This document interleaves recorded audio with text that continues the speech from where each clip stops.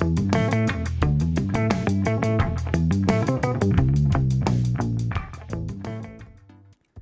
hello everybody. Welcome to the Man Alone Solo Role-Playing YouTube channel. I'm your host, Man Alone, and today we're going to venture into the Ultraviolet Grasslands. You know this game, right? It's the one that you've, quote, definitely gotta play one of these days. But you have been saying that for, is it 3 years now? Wow. What do you say we play it? What do you say we just dive in and solo play a little bit of this game? There are some barriers to entry in this game, some of them real, some of them perceived. But since the game has a sort of meta theme about that anyways, let's just embrace that head on. One of the reasons that people probably don't, we don't see as many videos of this, either solo play or group play, is maybe there's no instructions for it. Go ahead, type it into YouTube, how to play Ultraviolet Grasslands. Nothing. And you know why? Because Ultraviolet Grasslands is not really a game. And I'm not saying that in like a woo-woo sense. I'm saying this book is literally 6 pages of instructions at the front, 10 at the back of tables and stuff, then a map, and then it's all setting. And so if you're anything like me and you pick this game up very early in your tabletop role-playing career, or I guess the second wind of my career, it was an easy game to be taken by, especially if you enjoy things with the same affectation as I do, this sort of artistic, pushing the boundaries of what games can be, pushing the form, psychedelic. This is a fantascience, psychedelic, dying earth genre game that really is more about travel, exploration, encountering things than anything else. But truthfully, perhaps one of the reasons that we are not able to crack the code of it is because I think a lot of people think that this is a game. It's actually not. It is a game that is used with a system, and that system was called CCAT, and that stands for Strength, Endurance, Aura, Charisma, Agility, Aura, T. Well, anyways, we'll go over all of that. And it's actually called SDM now, Synthetic Dream Machine, and it's this very interesting way of framing it as the player character is in fact a sort of spectral entity that you are inhabiting, sort of putting on as a mask. And I think that is the other boundary to this game, is that it has a high level of it has a high vocabulary. The writer of this game, Luka Rejic, is a high IQ person who is gifted on the verbal side of things, like most people who have a very high IQ and are verbally inclined. He likes to play with words. He does a lot of neologisms, invents words. Some of them are by eliding 2 words. Some of them are with like sort of surfing known words on top of Latin or Greek prefixes. And some of them are just creating new words altogether that are vibes-based words. And so it's very easy to start reading this game and going, whoa, I really want to play this. And then 10 minutes later, yeah, I don't know if I can play that, right? And so we're gonna bust through that wall. We're gonna just get into it today. We'll talk about what this game is, what it isn't, and go over the SDM system. And we'll get a character going, and we'll start an adventure. I don't know how far we'll get, but we'll see what it looks like to just start the game up. And I just got my a new RuneQuest dice, which now completes my set of the Q Workshop RuneQuest dice. So I think I'll put those to use today. That'll be fine. But first, if you're interested in getting this game, the first edition, the second edition, well, there is a new edition, actually, a prequel, sequel sort of thing called Our Golden Age. That finished its kickstarting over the summer, but you could still do pre-orders on it. I'll put the link for that below, as well as a variety of new and used versions of this game for quite a good price, actually, I must say. I think I bought this for $55, and I'm seeing some very good used ones for $36. Check it out for yourself on Noble Knight Games, who just so happens to be the sponsor of today's video. Aren't you tired of the other guys? You know who I'm talking about. No selection, and the games they do have, prices are through the roof. Don't you wish there was a store that treated you the way you deserve? Well, I have good news. Since 1997, Noble Knight Games has been serving the needs of gamers just like you and me. They specialize in both new and out-of-print RPGs, board games, war games, collectible card games, miniatures, all things game-related. At Noble Knight, they take pride in creating great experiences for their customers. So whether you're shopping in their brick-and-mortar store up in Fitchburg, Wisconsin, or through their easy-to-use website, here's what you're going to get. Discounted prices, easy and secure checkout, fast and friendly customer service, and worldwide shipment. If it's listed on their website, unless it's pre-order or special order, it's in stock and it's ready to ship, okay? As always, they offer a satisfaction guarantee, so go ahead, click the link below. Check out Noble Knight Games, and not only that, you support the Man Alone channel. So, Noble Knight Games, thank you so much for sponsoring the channel. And folks, let's say it together. Noble Knight Games, where the out-of-print, come on, where the out-of-print is available again. Thank you, everybody, and thank you to Noble Knight Games. Where the out-of-print is available again. Hey, everybody, welcome back. So, thank you, Noble Knight, for sponsoring the video. And let's get started. So, what do I have in front of me? I have the Ultraviolet Grasslands in the Black City 2nd edition, again by Luka Rajic. This is a book that even if you don't play tabletop role-playing games, it is one of the games where people will pull it off your shelf and go, wow, what is this?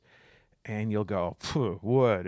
Let me tell you what it is. And in your head, you're like, I don't fully understand what it is. But that's okay. We will today. Some supplements I have here. I have the Grand Long Map. There's Cat, the DM, or I forgot what it's called in this game.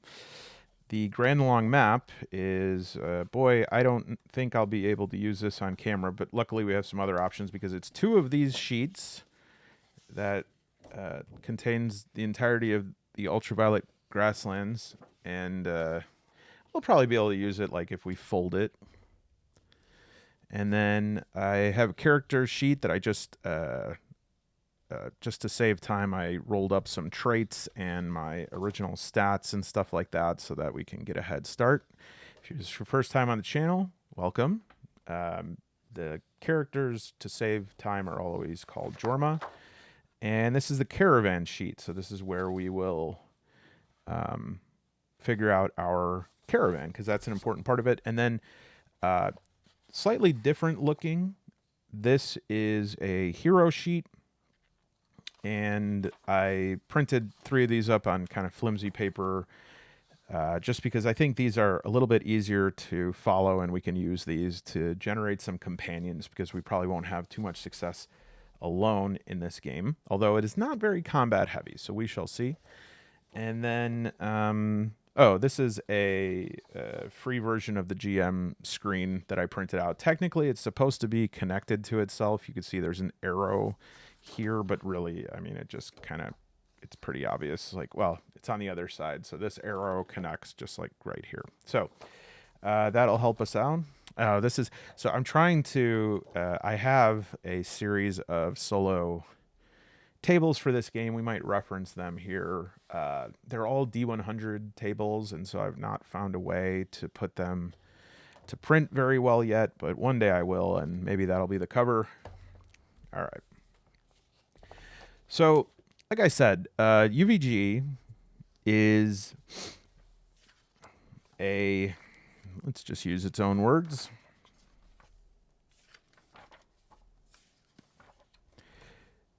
Ultraviolet Grasslands in the Black City, the UVG, is a fantascience role-playing adventure setting designed to take the player characters on a long, strange trip across a mythic steppe filled with remnants of space and time and distorted riffs. It is inspired by psychedelic heavy metal, the Dying Earth genre, and Oregon Trail. And really, this is kind of the general place to summon your hero. This is the six-fold system Rosetta to finish shoring up your character. And the reason, and that's it. The grasslands then start here. In the back of the book, there is more, but it's more just like tables and stuff like that. And so really, the setting of the book is just going to be your journey through the ultraviolet grasslands. And when you put it together, yeah, there's trade goods, destinations, how to run a caravan. Right. So right here is the setting. These are the initial rules refreshers. And then in the back here are some tables and stuff like that. And so if you were to just get this game and your only source of information around how to play was this and maybe this, can be quite intimidating. And so what you need is something that tells you how to use the system that was made for this game. And for that, you have a couple of options. So like I said, it was originally called CCAT.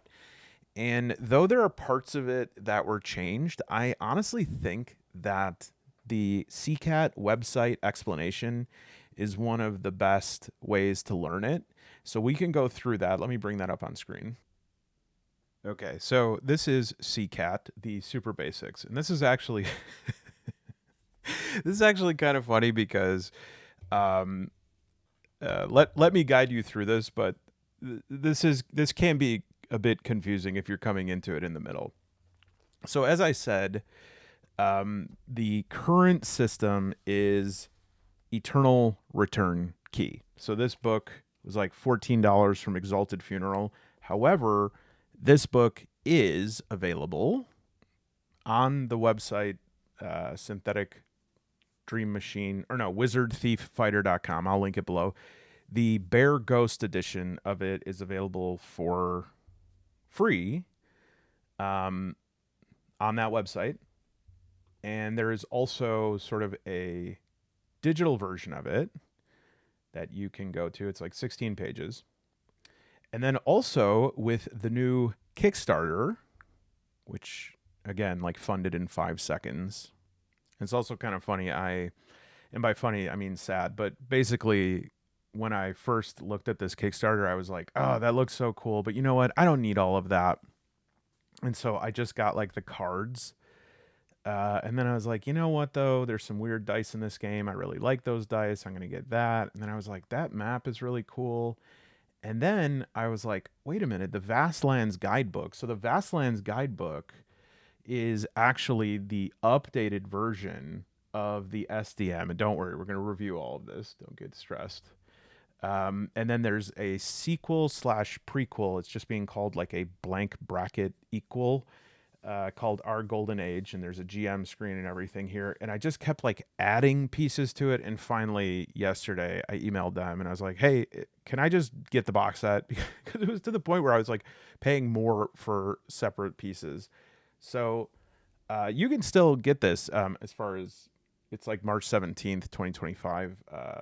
You can still you could pre-order for October at the very least. So I ordered the Vastlands Guidebook and then I was like, oh, there's a free version of that as well on the website. Now this is like the calls it the bootleg banana version, but this is like a 127 page version. Okay, so let's review. It used to be called CCAT. Then it was called the Synthetic Dream Machine, and it was disseminated in this guide called the Eternal Return Key. And that is available online in this linked document, or you can download the PDF of it, the Bear Ghost edition, for free. Okay.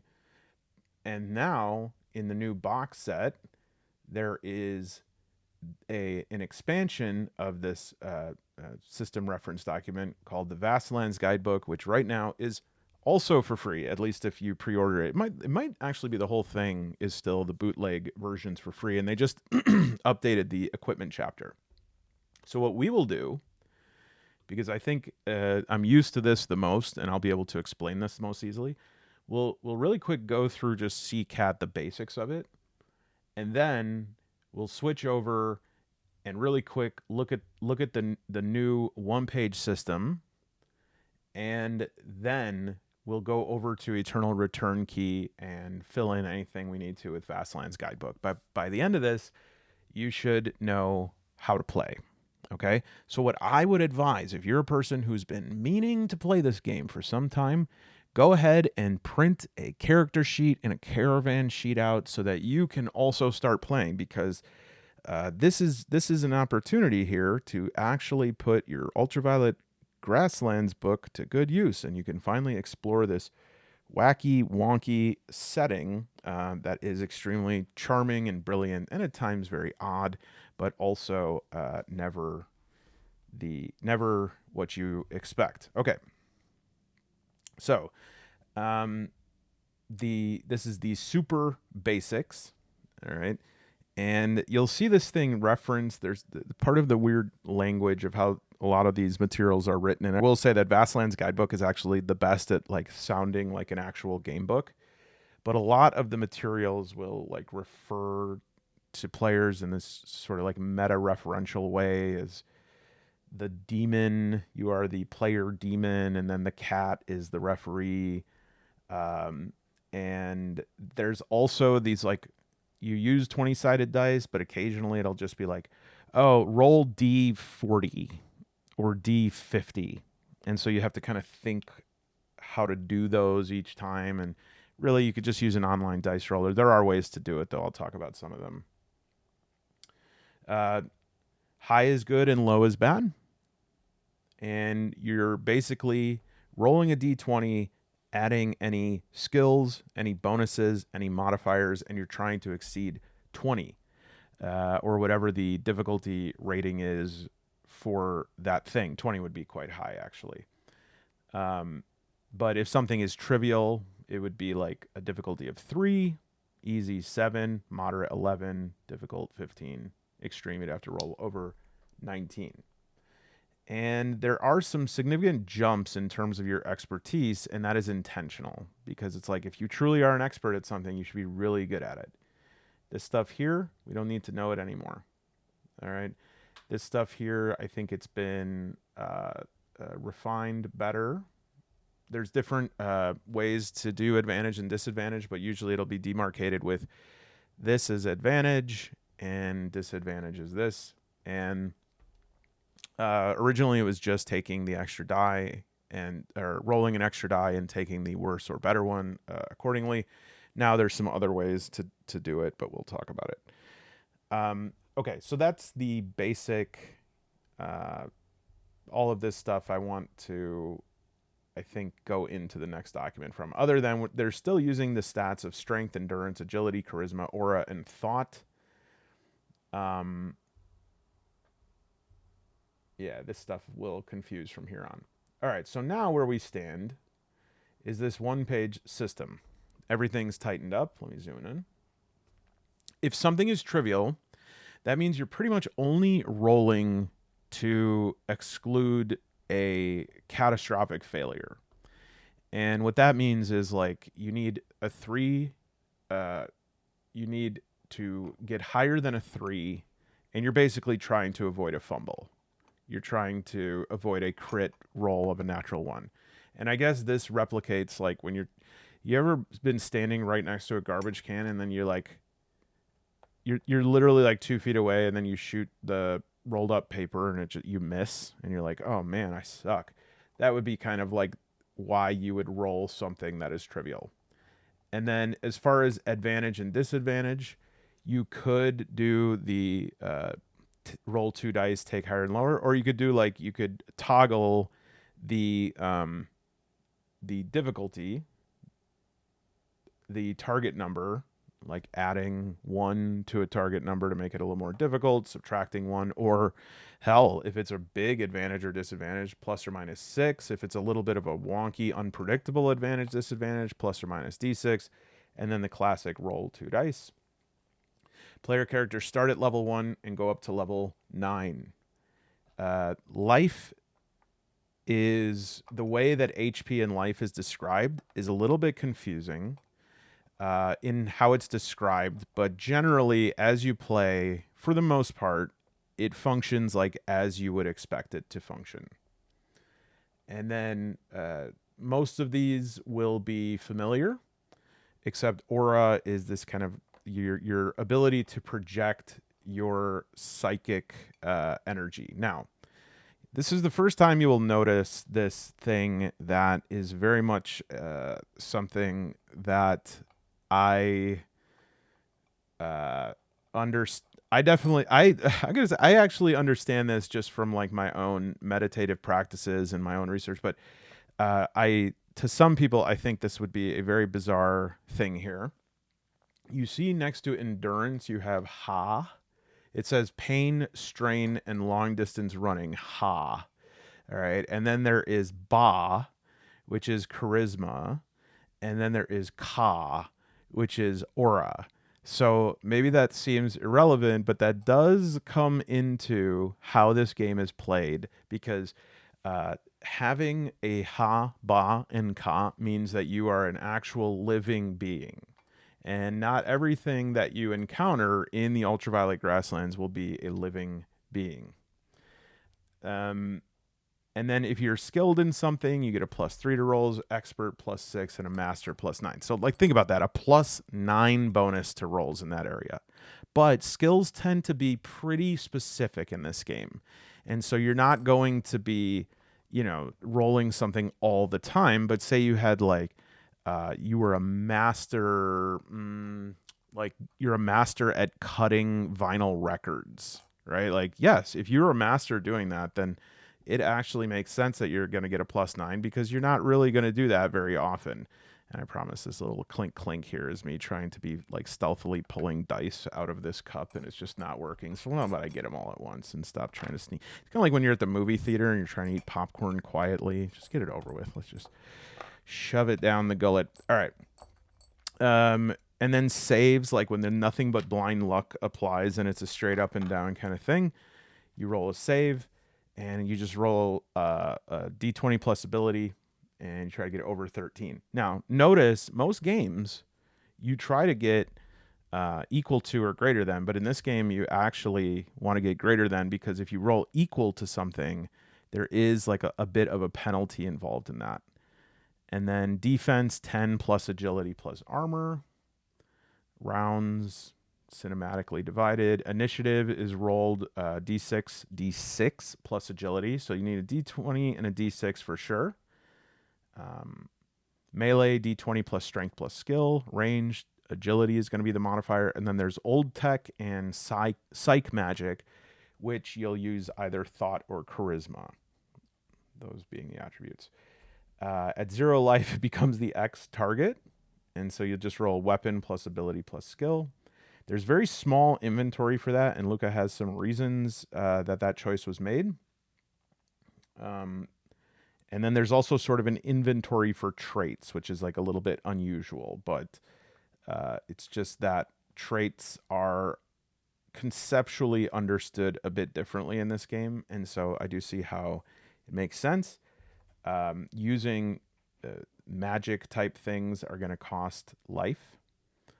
And these are the different powers, like translation to cast a cantrip, level 1, level 2, level 3. Spells are not well defined right now. They will be in our golden age. Okay. I guess wait, is there an online list for this here? Let's see here. Oh, right. This the Synthetic Dream Machine website, I think he stopped paying it because I did like put up a VPN and go to that site, and it was like he lives in Korea, I think, South Korea, and well, yeah, I assume South Korea, and it was like some South Korean page. So Maybe we'll never know the powers. And then we have these hero dice. These are dice that you get every time you play and every few hours of real time. And you could use these as a kind of inspiration, right? Like you don't like a roll, you can roll an extra hero dice. Uh, you can roll if you're low on HP, you can roll one of those and replenish your HP. And then like every 3 or so hours, and we'll have to figure out like a good interval for that for solo play. But I'm guessing that each time we rest, or each new campaign, and then each time we rest. And I'm very excited because I definitely want to use my dice that I love these because they look like grapefruit to me, but I'm also kind of colorblind, so maybe not. Anyways, I figured these would be like really great hero dice, and I really am proud of myself for that. Let me pause to throw these dice in the cup. All right, and then different ways of getting experience, and it is actually listed on the character sheet, hero sheet, what each level is going to get us here. Oh. This is sort of nicely laid out in this little section right there. And that is, let's see if there's anything else here. Yeah, so now to get maybe a little bit more information, you have to make a choice. And your choice is this. On one hand, you could use Eternal Return Key. That's 16 pages. Or you could use Vastlands Guidebook, which is about 126 pages. Even though this is shorter, this does maintain some of its cryptic language. Like, if you just want to know what a save is, you have to also read, endurance may save your body in the poison desert of disease. Aura may save your psychic integrity in the wormway under the void. Or not, whispers an echoing Amino. So I think that Vastlands Guidebook is actually a bit better, a bit more straightforward. I think this is the tale of like two UVGs here. This is what people see. This is a supplement called There a Red Door. And then this is like the first thing that people encounter. This is what people end up wanting. But then they get to this. Let me just read this passage from this. This is how, again, you look through this and you're like, wow, this is incredible. What an imaginative thing. You're like, all right, let's check out the first. This is a book of hallucinations. You could roll for 16 different hallucinations. I rolled a 1. For the sky is a sea. Ritual ascent into the water heavens. It has a stat block for self Ka-Ba. 1 dream. Take a spoonful of yerba levanche with your leche de nuit and chant the 6 staircases of Sabo Reshu the hitchhiker. Then, in your sleep, dream of the crystal ascender and make the sign of the wind and the green. And your dream's idego, which is id plus ego, your spirit second, will ascend to the sea in the sky. There, the painted ones will remove a burden from your soul and share one happy and one painful truth with you. The effect here is overcharge. Propel yourself, waking, body and soul and mind together into the water heavens for as long as a dream takes to unwalk itself. As long as a dream takes to unwalk itself. What are you saying, that you don't know what that means? So I think when new players encounter something like that, they're like, ooh, what? Don't worry about that for now. Let's just keep it as simple as we can. All right. So let's look at the Vastlands Guidebook and see what we can learn. Actually, now that I'm reading the fine print a little bit more, I think that the Vastlands Guidebook, even the bootleg version, is for backers. So just to be a good partner there, I won't directly go from that. Although we can get some inspiration or info from it if we need to. But this will work just fine, the Bear Ghost edition. It's merely the organization and the way that things are explained. So I would say that if this piques your interest and you want to go further with it, maybe consider getting that. That one, if you get the Vastlands Guidebook alone, I think it's only like $30. Another thing that is one of the most incredible tools is there's an online digital GM screen for UVG that is for free, that has just all of this stuff that you can just generate. Who is this hero, right? Anything you want. And you can also get the map, which is very, very simplified, but simplified is good when it comes to this stuff. So um, we will go through this here. Now, like I said, the organization of it's a little curious, one might say. And one of the things that's a little bit weird is that you sort of start at the front and at the back and then come towards the middle. So if you want to roll up a character, you start here. And if you want to learn the rules, you would go to A in the back, the system, and start at A here. All right. So most of this stuff we know. Now, these magic numbers, these are these numbers, target numbers that we're going to use often: 1, 13, and 20. 1 is a crit fail, 20 is an always succeed, and the dice explodes. And it will explode as many, and you roll again. That means any time you hit a 20. It also doubles the effect of whatever you're trying to do. So it could be a double the stunt, double the effect of damage, whatever, and you roll again. If you roll 10 20s in a row, that's what happens. And then 13 is a magic number that, when applicable, say you're using a weapon or a device or anything that has like some sort of ammo or anything like that, rolling a 13 means, warning, you have 1 left. And yes, it is random and arbitrary, and that's okay. And then we talked about advantage and disadvantage. Group roll in solo play, obviously this doesn't apply, although we might think about how it could if we have a group of several adventurers. I'm not sure how I like this system. Essentially, it says that when a group endeavors together, a random one rolls. Now, this is something that is better explained in the Vastlands Guidebook, which means that basically you're like, oh, our whole group wants to cross this bridge. And they'll say, okay. And then the DM will roll to see which of the players is going to roll for the whole group. In my mind, it depends on what group you're playing with. If you're playing with a group that is friends, I think that's great. If you're playing with a random group, I think, even though this doesn't make sense, this is just sort of human nature. I think some people could be quite like annoyed at a player if they keep failing the rolls.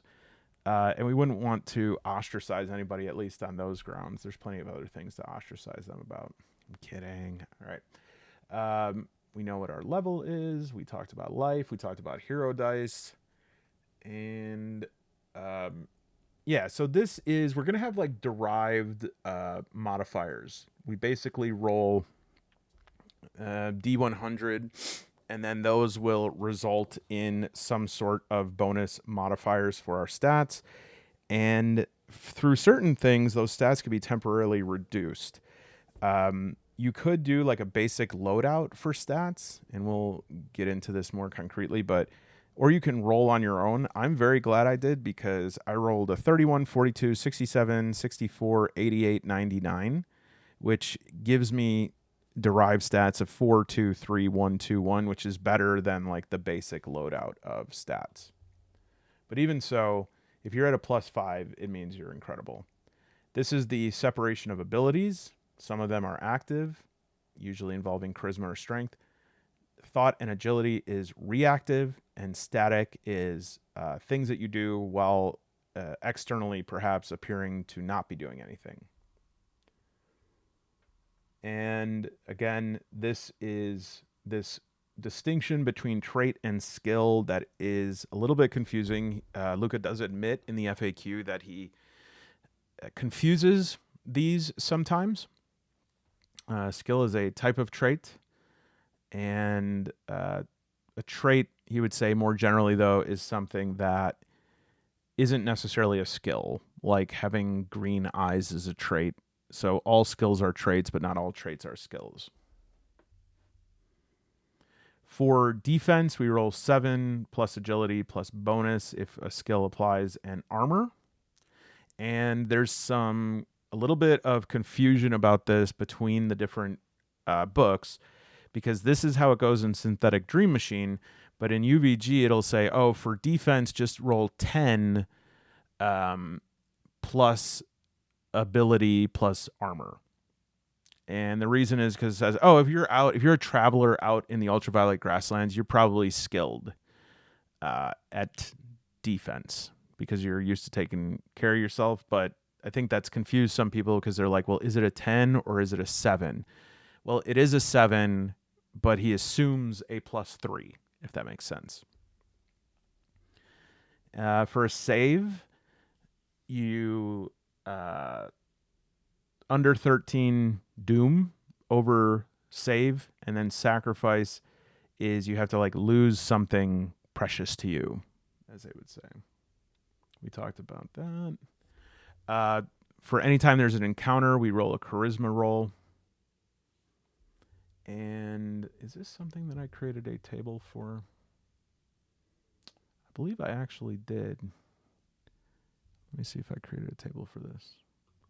I did make some tables for this. So I made a table for like your companions reacting to things, and like when it's more combat oriented. And then I made another one for like some of your companions might be combat experienced. They might be like ex-soldiers, and some of them might be like shoe salesmen. And so I was like, well, those two are going to have different reactions. So I just made these tables. At some point when I complete this supplement of mine, or at least at some point, I'll just forget about the supplement. At some point, if people are interested, I'll upload these tables into my CryptPad drive and put out a link so that people can check those out. I don't mind. So yeah, let's see here. So yeah, we're going to determine the reaction for a conflict. Space is relative. I already do that in games where space is not relative, but yeah, there's here, there, over there, off stage, which I like is like if you speak any of the Romance languages, it's like este, esto, aquello, like here, there, over there, and then off stage is extreme range. I think that's a good way of saying that. So it's like sniper range. And then the different attacks are going to be modified by, most of them are going to be strength or agility, but occasionally Fantascience or Old Tech will use charisma or thought, respectively. Now, the way that he says is like damage reduces life, but it also reduces abilities. This is mostly determined by the ref. We'll have to figure out how to. I would have to play test a little bit to see how this would play out for solo play. But I would say roll to 0 life, but think in terms of like the type of conflict you're engaged in, because conflict is pretty broad. I guess like if you're humiliated, maybe you would take a temporary hit to your charisma instead of your HP. And then this is the death save table. And here's what happens when you are defeated. So this is NPC morale and your morale, which is none. You don't have morale, but you know, the typical things that you might test morale for. If a party member dies, if half the group, if there's a huge, somebody gets really injured, you would test morale. And they can panic and run away. So yeah, this is where we get into like this body Baha. We'll talk about that if it comes up. There's some recovery times. Yeah, so this is where there could be something where you're like, huh? Don't worry about this for now. but just know that this units of mind, this is sort of the justification for why there's like inventory size for traits. Okay. So in terms of items, it's 7 plus strength, total capacity, traits 7 plus thought. I guess it's not too different from like any sort of OSR game where you can only carry so many or 5e, you only carry so many spells in your brain. Overcharge will multiply the effect of a spell. 1 power costs 1 life. We can check the XP chart. These are all the things that, again, give us some XP. There could be other things. Attending a session, I like that. We all deserve a little XP, friends. All right, and so now here's the dividing point. And when we start over here at the beginning, we can put together our character. Now, we can actually borrow a little bit from the UVG book for this. And apparently the Vastlands Guidebook has a pretty good array of different characters available. But we'll just use like, well, actually, we can use this for the NPCs. I can tell you what I rolled up for my character. And in fact, I think that will be a good exercise because this is like an example of how I process Ultraviolet Grasslands. All right, so it's divided into like who, why, what. And so the who, I came with a cogflower necromancer lawyer. I don't know what that is. But I do know that the oracle I was working on was called the Necromantic Oracle. So I was like, oh, that's cool. I could use some of this stuff. And it actually involves like getting advice from the dead. And as far as a cogflower, no clue. Lawyer, I know. And so I was like, all right, let me hang on to that, see if the other stuff makes it make sense. Why am I on this journey of the caravan? Well, I was ordered by an anonymous disembodied voice. Okay, so either I've having some psychosis or I have there's a prophecy, or maybe I'm possessed. Could be any of those. And then what do I have with me? I have a source bonded replacement clone seed. Okay. And I sat and I thought about this, and what I do with UVG is I usually know all the words, or at least the roots of the words. So I'll like underline them in separate parts. I know a lawyer. I know what a cog is. I know what a flower is. I know what a necromancer. And so then what I came up with, like necromancer, even though because of Diablo and a variety of other games, necromancer pretty synonymous now with like raising the dead. That's actually not the meaning for it. I forgot the root, but mancer is related to like manse or mantiteo. Really nice guy. So, watch that documentary. I feel so bad for that guy. Anyways, and so it's actually a person who like whispers to the dead or speaks to the dead. And so cogflower, I know a cog and a machine. I know a flower. And lawyer. And so I just sort of like let my mind saturate the paper like spilled ink, and I said, well, maybe I'm looking at this the wrong way. Maybe this is somebody who there was people who said that there was these flowers called cog flowers, cogito, thought flowers, that allowed a sort of necromantic psychic connection with the dead. And I am a lawyer who tries to crack down on charlatans, soothsayers. And so I brought a case against these people, or tried to lock them up for deceiving people. But then through some sort of event, I ingested a cog flower and I started being ordered around by this anonymous disembodied voice. And I shoved it off as a psychosis until one day it told me that I need to get the seed to the Black City. And this is this source bonded replacement clone seed. Apparently, this clone seed is um, required by somebody there, but it's source bonded to me, meaning that it doesn't survive without me. And as I'm thinking about this now, actually, I'm thinking that maybe the voice in my head is the future version of this person who is like, are you really going to let me die? Because if you just like throw me away, I'll die. I'll never become. And so I am actually being communicated to through necromantic time, psychic time soothsaying with a future clone of myself. That's very Ultraviolet Grasslands. And I'm pretty strong, pretty agile, not very charismatic, not very smart, which is funny. It's a good lawyer, like a big, beefy lawyer. That's not very funny. And I also did, I am a fighter, a necromancer, and a humanist. And so maybe in addition to these things, this cog flower made me into more of a hippie type person.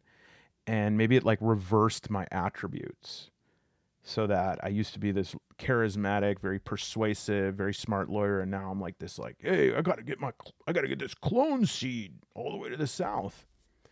And so the first thing I would probably do, I'd probably roll another quirk.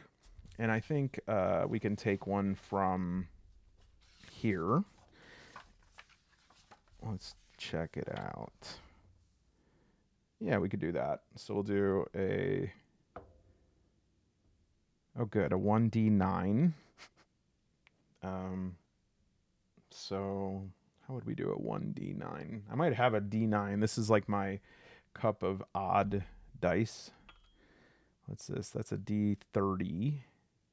This is a d60. That's a Malox. This is a d7. This is an odd d12. Is that a d? No, it's a d25. Is that a d9? It's a d8. We almost had it. All right.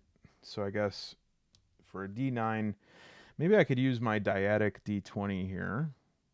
And I'll just say that it's 1 through 9. And if I roll a 0, I'll just re-roll. It's not perfect odds, of course, but not terrible. Or not perfect balance, shall I say.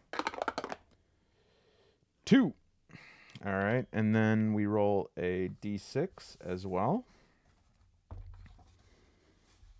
I think my d6 from this set is my favorite, actually. It's very nice. I love these because it has like the runes on each side as well. 6. All right, 2, 6. Telekinetic, semi-aware, intestinal bacterial colony. Great. So,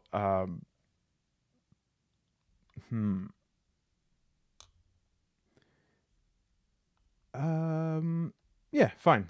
Telekinetic, semi-aware, intestinal bacteria. So maybe like different parts of me are now communicating that, you know, this sort of, it's sort of like a, like metachlorines are awakening, but it's all GI based. Let me see how I could shift that just a little bit here so that it's not so similar. Semi-aware intestinal bacterial colony, because that is sort of like this gene seed that I have is sort of telekinetic and semi-aware.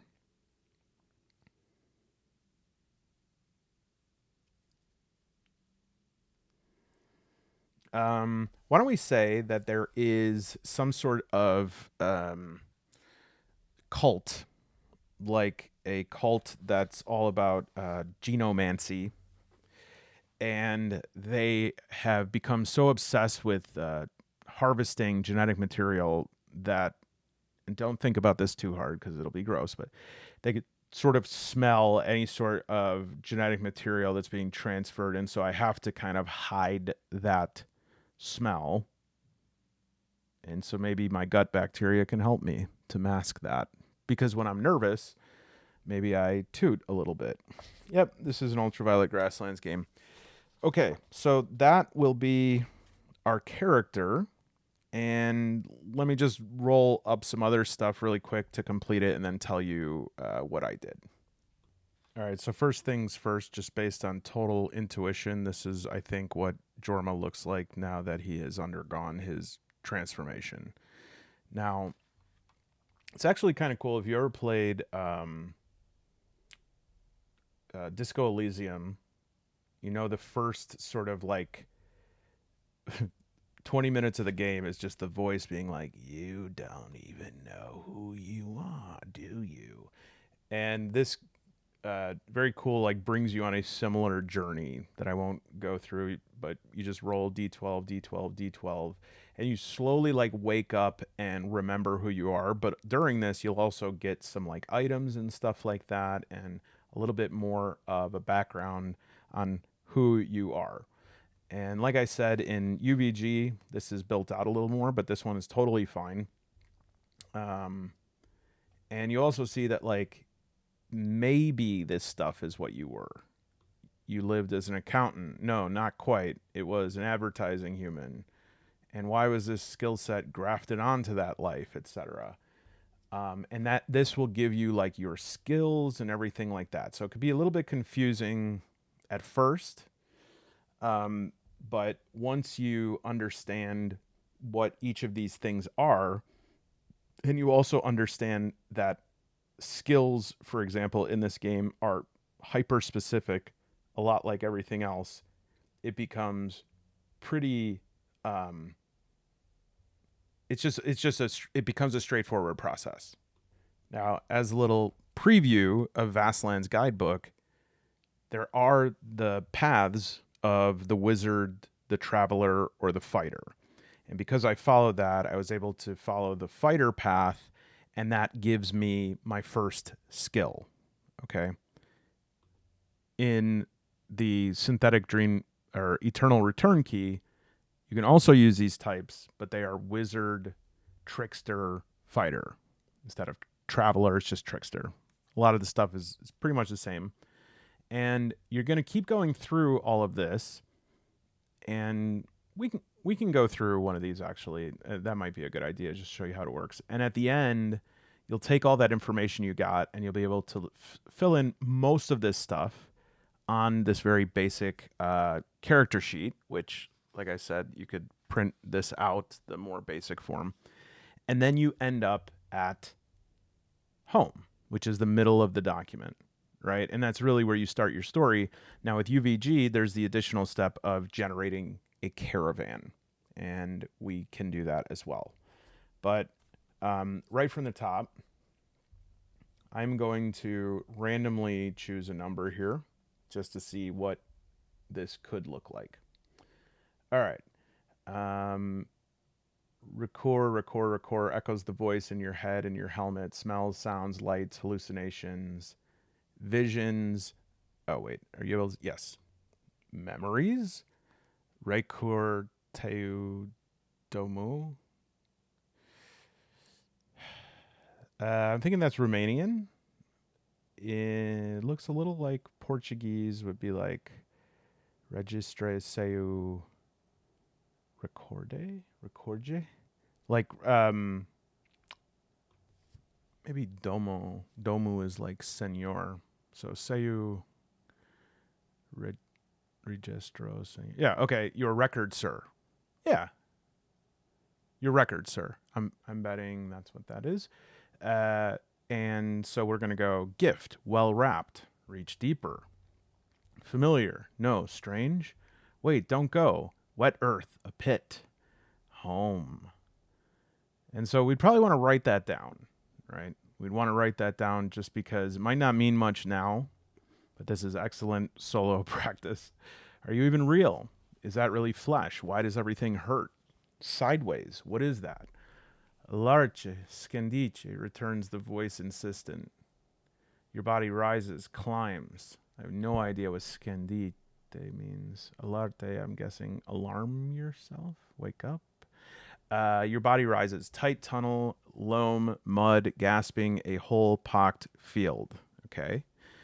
Breathe. Materialize enlightened world. A blur for everyone. Chronophagous. Eater of time. Imanuteu, I know what that means. In your hand, the fading voice opens your hand. A key of bone. Where is its door? So I can actually just write that down in this little notes area, just in case that becomes something that is actually used. In your pocket, we will go a multi-tool knife. And I can put that there as well. Others here. Refugees accidentally sent. Who are you? What can you do? Must you velate? The voice again. Velate. Vela. A name on your. Sorry, I just had to read all of these because they're so good. I'll roll for this. 5. Shimmery self-cleaning loungewear.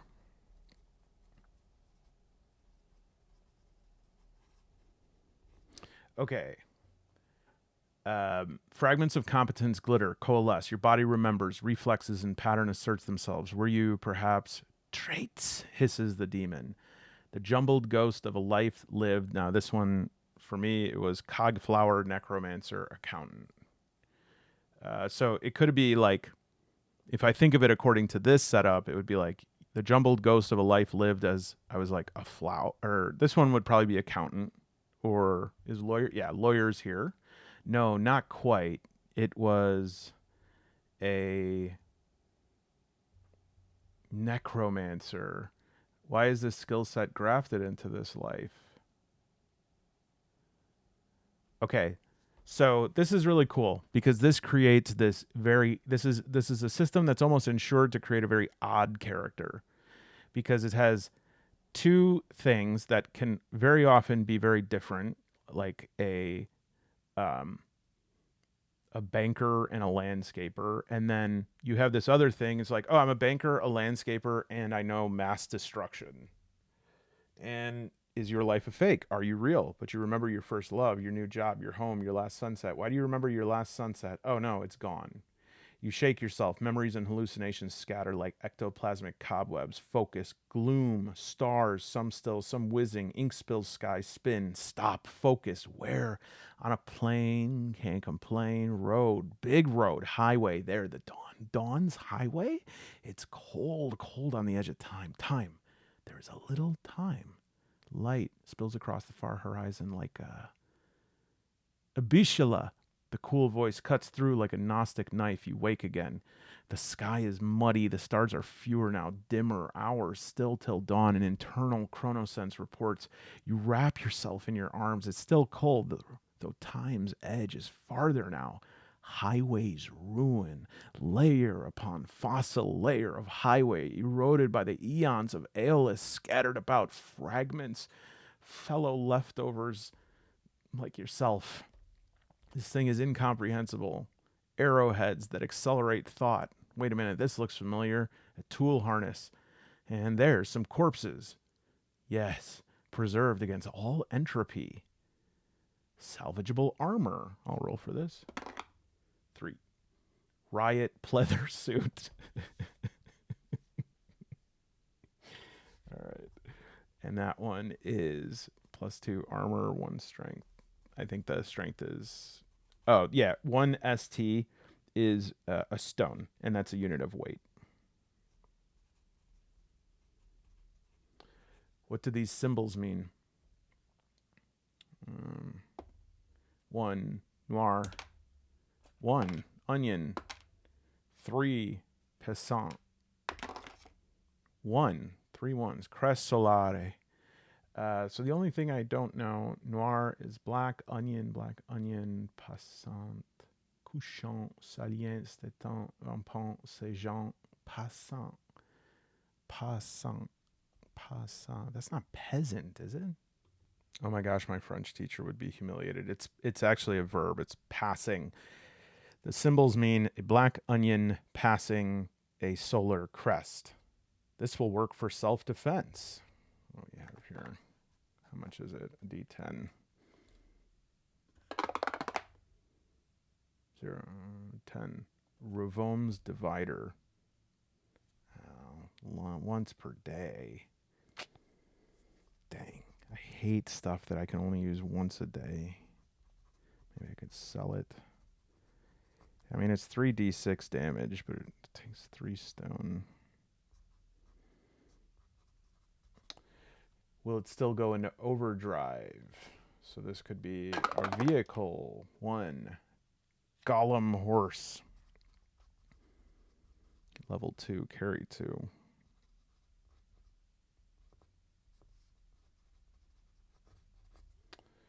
It's a bit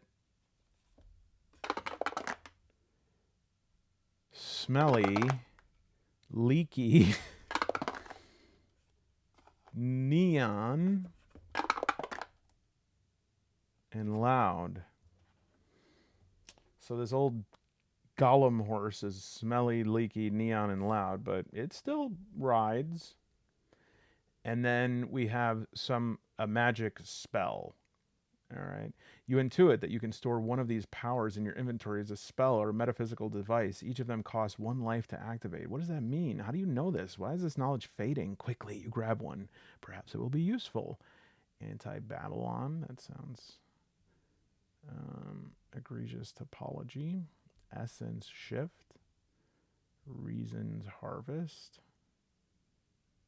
I think I'll do Reasons Harvest because my thought and charisma's gone down. I might need like a little bit of help to get some information. And then my overcharge is 10 books worth. Okay, so for the variants, I will do... Well, I guess I already chose Fighter. Let me just make sure that my ability makes sense. So I'll do Armiger. Carry a number of hallmark items. I guess I could just choose these, huh? Defender, irresistible, second chance, terrifying.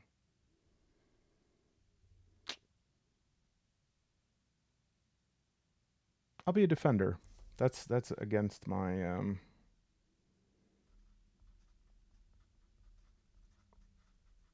defender. Okay. So I'll fill this out and meet you on the flip side. Okay, let's review. So again, stats. You can have 7 plus thought traits, and traits is skills plus abilities. You could have 7 plus strength items. So 7 plus my strength, 11. And so far my items are Key of Bone, Multi-Tool, Riot Pleather, and Ravom's Divider, which can be used once a day for 3d6 damage. The multi-tool knife is, there's like not specific stats for it, but there's a section in the Vastlands Guidebook that's like knives, daggers, brass knuckles are like 1d4. Unarmed is 1d3. Here I've put in my modifiers for calculating whether I have success for close combat. So because I have the fighter trait, that's +3. I took away the defend trait because that was overkill. I forgot that I already had skills. So I have Necromancer, Fighter, and Humanist. The Fighter trait gives +3 to close combat, plus my Strength gives another +3. So that's a +6 every time I attack normally. My Defense, I get +3 for Agility, and actually my Strength is +4, so I get a +7 for close combat. Okay. And for defense, I still get +3 agility and then +2 armor for the riot pleather. My range combat is your agility. I believe that's your agility modifier. Is that right? Yep. Another game where agility is a modifier to both ranged attacks and defense. And then magic, for old tech, it would be thought. And for Fantascience, it's charisma. Either way, both of those are 1. So those are my modifiers. I don't have a pet yet. I started with 8 life. I have Reasons Harvest ability that I can use at the cost of 1 life. And I think that's it. Oh, this is the black onion passing a solar flare. I start with 1 hero dice, and your hero dice are calculated by the level number of your highest level character. So for me right now, obviously, that is just me. So I'm going to get some water because I've drank too much Monster Energy, and it's very... Okay, I'm going to get some water. Okay, so the actual game part of this book, and it's actually a really good, well-written section here, is this caravan, because this really is the core of the game. So essentially, if this was a group game, this would be something, the first one would be set up by the referee, by the GM. But if you were playing solo, this is how you would go about it. You'd follow through with several steps. The first of which very well might be, well, here's a good one, a first caravan. But even before that, for solo, I might roll up a financier, because truly the first caravan is usually bought with a $1,000 money loan, right? And so that's like the first thing, is having to pay back this loan by successfully transporting whatever goods they are. And you can get that as an optional bundle as the first caravan, like as a bundled thing altogether. All right. And again, this is something that even before, like right after character creation, if you want to set up the first caravan, I'll set up one right now and show you what went into it. But YCMV, your caravan may vary. So what I'm going to do, I'll find out a financier. I will set up first caravan, and then we will look together to see like what route we're going to go on and what the quest will be. And right about here, you should have it start like shaping up of understanding the really solid gameplay loop here, because that's the thing that if you get through all the stuff that like we had to work through, what is here is a really solid gameplay loop that because we're already an hour in, I don't know how much if we'll be able to play in this episode, but we could I want you to play, okay, but we can also play on the channel if people are interested. So you also, I just want to say that there's this abstract supplies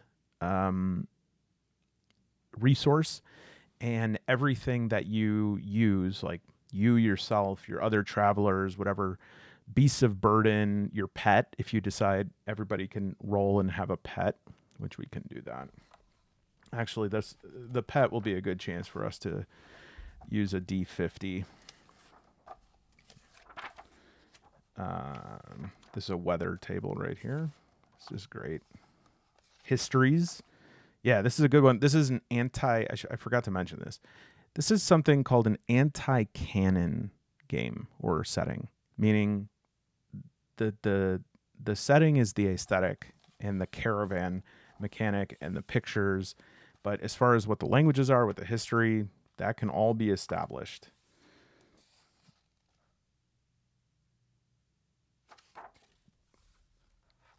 Where's my pet? I know there's a pet table here, and I remember because it says everybody should have a pet. Did I pass it? How could I have passed the pet table? Let me find this. Okay, so this is a D50 table. And so we can figure out first its name. The way that I have figured out to balance a D50, and I could, I think, this was it last night as I was trying to figure this out. Right, so you have D1 and D2. In order to get like the correct distribution for this, D1 will be a single digit D10, And then whatever result that is, a 6 for that, I'd multiply that by 5. So that's 30. And then the second D10, we would just take as its roll. So 33. So that would be sturdy. And so 2 times 5, 10, plus 5, 15. So this is a sturdy owl. Oh, I love that. Was that a 9 or can't tell if that's a 9. Okay, that's a 9, so 45. See, this is where it gets a little bit tricky, is that 9 times 5 is 45, plus 6 would actually be 51. So, how would I deal with that?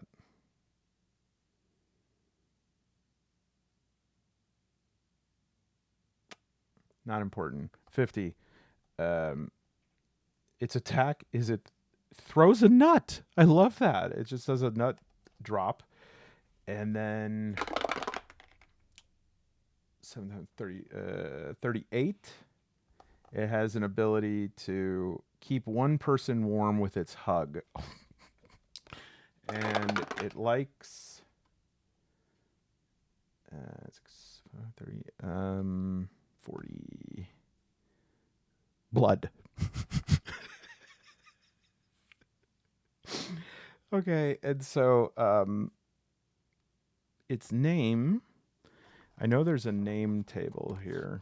I'll just take like a Voyager name table, and we could probably I could use these for the other travelers. I'm not gonna like build out their entire set or anything, just in the interest of time. But this will tell us their role, their first and last name, and their backstory. And then where it says color, that's more like what is their character type. All right, so is this a D? This is a D100 actually, so this will work just fine. All right, so 14. Our owl's name is Davor.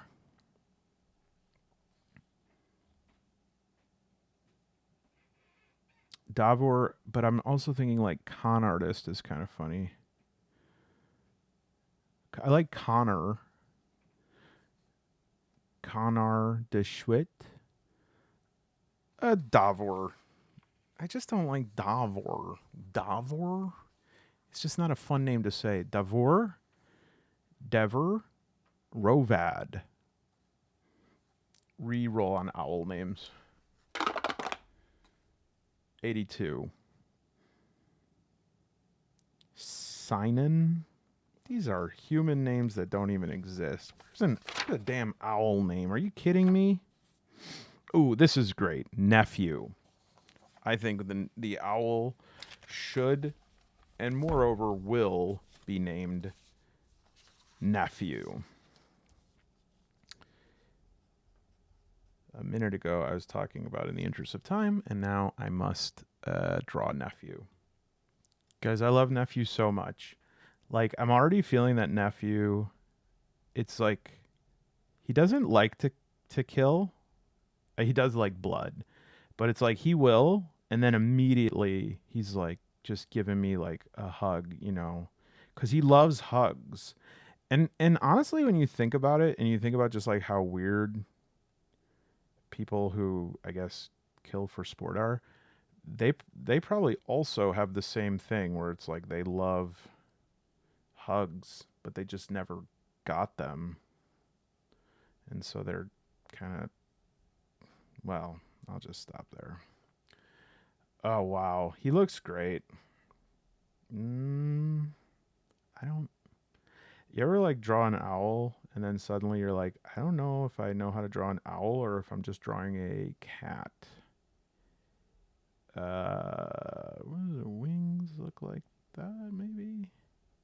It's okay. Nephew is like, I know what Nephew looks like in my head, so I'm just kind of. That's pretty good. I think that kind of looks like Nephew. He is such a good guy. It's weird. Like owl's ears are kind of like cat's ears, but they're different just slightly, and then it becomes like really well.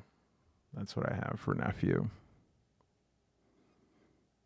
Not bad, I guess, but I don't know. I need a little more room for his little feet.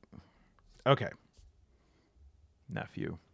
Okay, I also forgot that this perchance.org has this UV glog character generator that I think is probably pretty sufficient here. Is it not? Okay, yeah. I used to be a butcher, but now I'm a barbarian with hunger while raging. I take a bite out of. This is. I think that this is right. This is kind of a remix of UVG for dungeon crawling, which is also kind of cool. It's called the UVG glog. So some of this stuff maybe doesn't quite fit, but this is a pretty good start here. Um, I'm wondering if we have somewhere where I can generate. I know that this is like Zoa generation is natural occurrences. This is all the areas we can generate like encounters here. DM tools. Who is this hero? Undergraduate purple wizard who is adventuring looking for new lands for a lost tribe with an intaglio red pearl of a lingish trader. See, I love that. Or we can do another voyager. Sarcastic, fun, and a trader. I forgot what is the. Oh, R is reset. I. Oh, this is cool. So it's like telling you where it's getting this information from.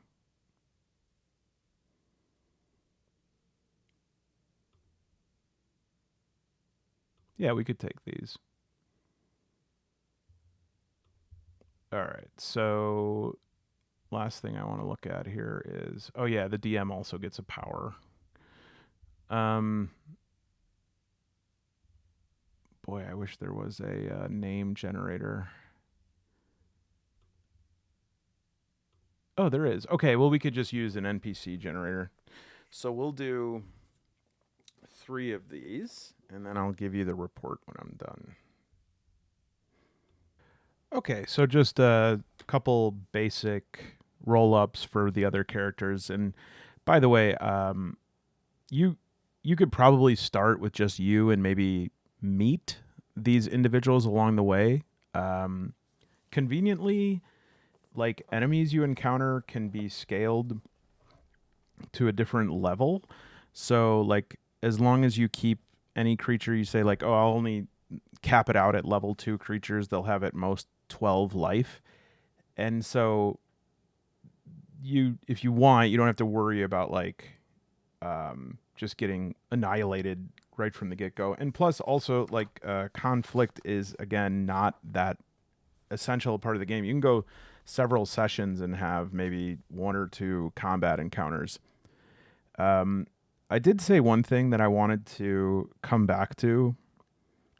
It is a bit esoteric, but it does create a cool system, which is the Ha Ka Ba, which comes from the Egyptian Book of the Dead. And so Ha is body, Ka is soul, Ba is psyche. So like a human or a sentient being is the only one that has a Hakaba. But like if you have Ha and Ka but no Ba, like body, soul but no psyche or intelligence, you're a zombie, right? If you have uh, a body and a psyche but no soul, you're an automaton, etc. And that's kind of how the different creatures are divided.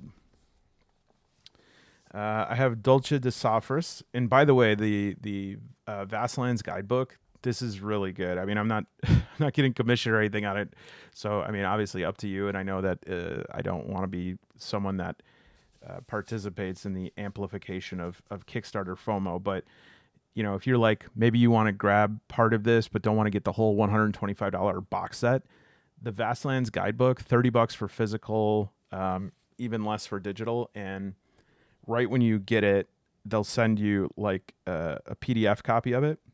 One of the things it has is like D100 stat arrays. And it definitely has an updated character sheet that is way easier than both of these, because this has some stuff that's really antiquated on it that would be a little bit confusing. So I was just able to like do a stat roll up for these, and they're perfect companion stat roll ups too, because it's like had one thing that was pretty high, and then two things that were like 1 or 2, and then 3 of the stats is like 0. So I have Giornini Moderni, who is a force fielder ability and has a 4 in agility. I have Ombra di Dormenta, who has a high aura and is an abnormality mechanic and has a sword specialty. And then, of course, Dolce de Safras, who is a Decapitolan ambassador with soul juicing ability, allows them to deduct dead people's intentions and potentially possess their bodies. And has a crossbow, so is capable of ranged attack. And so this is where this free referee sheet really comes in handy as well as the inside of the book. So you can look, you say the caravan, what is it doing right now? It's traveling, camping at a destination, and you just like follow these paths. And it's really cool because each day you can just make sure, did you check for a misfortune? Did you resolve encounters, which you have to do like each week? Did you check for rest? Did you tally extra days? You have 7 or more days, you need to return to spend supplies. Did you get to a new destination? End this leg of the journey. And it has the misfortunes and resting and the starvation effects. So do you have enough rations? Here are the trade goods. Here's like market research, foraging, ha ka ba. It's really a quality thing. So something that looks like it's kind of like stunting on you the first time you look at this, you're like, what is this guy joking me? Like, is this trying, because I think some people could open this and go, this is way too complex, but it's actually awesome. Like it's a perfect flow chart of what you do every time. And so to get going, again, you just need like a patron. And then what I would do as well is, because these have Roman numerals, the Emerald City is at the top of this long map, and all the way down at the bottom is the Black City. And so let's see, the Gallgrass is at 20, and the Black City is 32. So you want to probably start further away from the Black City. So I might do like a D12 or maybe a D20 to see you're starting, and then you could just like map your route based on these numbers. And there's even interstitial numbers to show you sort of the different legs of the journey and stuff like that. And then in each of these areas, this is so cool. Like, this is why I think it's so important to get over this initial hump. And I hate the fact that some people feel like this is an Everest game. Like, oh, I can never play that game. Because once you get into it, look at how great this is. So the low road and the high.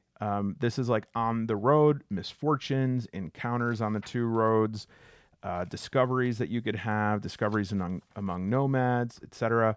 And then you start getting to the entries for like the actual places. And in these actual places, it gives you all of these things that could potentially happen there. And then you can react to them, and different weather that happens there. And you can read about the background of it.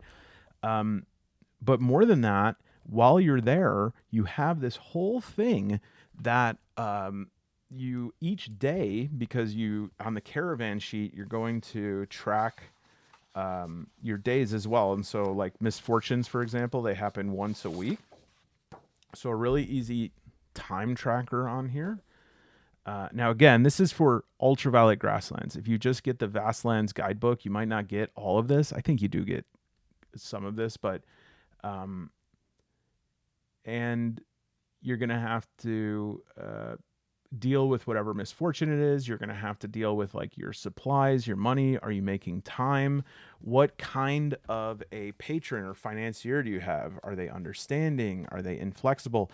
Maybe you've suddenly like got a new opportunity, and this means, oh, well, maybe we're going to get here a day late, but we've discovered something and we would really like to follow that thing. And so you have the destination, the trail between the destination and the travel time in weeks. That's spelled out for you. Then there's terrain features. And then these are discoveries that you could just kind of connect things and fill them out as you go along. So to say, oh, we spent an extra day here, and you make like a little bit of an arc off the map to the side. And you use these tables to roll up these different encounters. And then, friends, you use your solo tools from that point. You use your Game Master's Apprentice deck, right? What did we encounter? Wet fur, perfect, right? You use your null dice, right? An NPC encounters you, okay? They're dangerous and talkative. So I think that's my Aunt Nancy. You could roll up different weather if you want, or you could use the tables in the book. You solo play from there. But what I'm trying to say here, if you've stayed with me, and I think we're gonna have to end soon, but say you do use this excellent toolbox online, you can literally just kind of say, all right, well, it's day one, let's roll up an encounter. Yummy gray antelopes, very cute, very tasty, hard to catch. Assign a difficulty. Roll an NPC reaction or a Zoa, they're called like animals are Zoa, reaction or whatever, and then work with it in the same way that you would any other game. Once you create a character, create a caravan, create a financier, create your party, arm them, put stats on them, you have one of the tightest gameplay loops for a solo game out of many games. All right. So I don't know if people are still interested in this game. Let me know in the comments. Let me know if you have played this, if you've soloed it, if you played it in a group, what the experiences have been. Maybe I missed some of the drawbacks to it. Now, this is important to say, and I establish this often. It's one thing to read about this game. It's another thing to play this game. And so if you're interested in seeing what it looks like, let me know. When I get enough people that are interested in a game, I add a game to my queue, and I can do that for solo play. I also just want to say here at the end of the video that while I was filming, I did get some treats. I got Caram Station Blues, which is, I think, kind of like, it's definitely, it's like a funnel scenario for, funnel might not be the right word. It's introductory scenario in terms of your transit to Caram Station for Across the Thousand Dead Worlds. And then finally, I got my Kickstarter for Karn, which gave me the Warden's Guide, the Player's Guide, and the Trouble in Twin Lakes Adventure, which, not specifically solo games, but if you know about Karn, it's like, it's got just about everything you need other than like the word solo in it. So hope that was helpful. Hope that helps you like boot up a game or at least see that it is possible. Again, I want to hear about your UVG stories. And hey, it's been a pleasure, friends.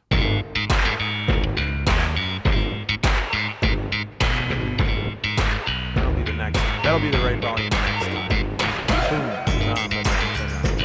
Welcome, new members. I'm very excited. Everyone, there's some new people. Welcome.